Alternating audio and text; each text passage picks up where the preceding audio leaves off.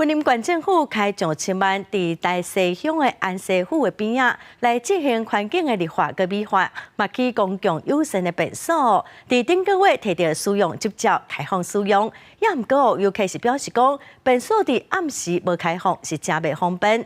县政府是讲目前是试营运，未来会阁来做调整。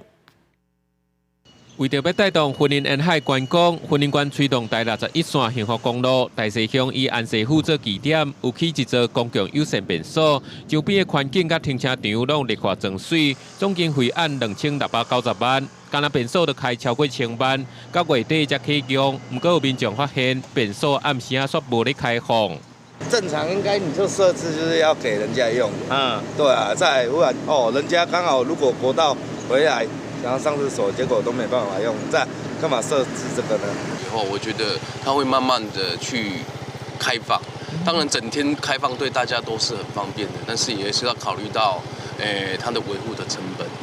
民众有无共看法？因为大西算较偏乡，暗时啊人较少，可能有治安也是设备维护的考虑，才会限时间来开放。云林县城乡发展处表示，友善便所9月底才摕到使用执照，目前是试运转，是对透早7点半开到下晡5点半。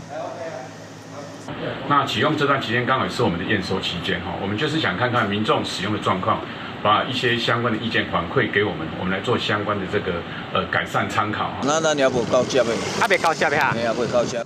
城乡发展处表示，近期这间友善便所会交予大西安西府来代管，县府嘛继续甲庙方讨论，看是毋是会使规工都要开放，未来嘛会阁改善设备，提升观光量能。记者综合报道。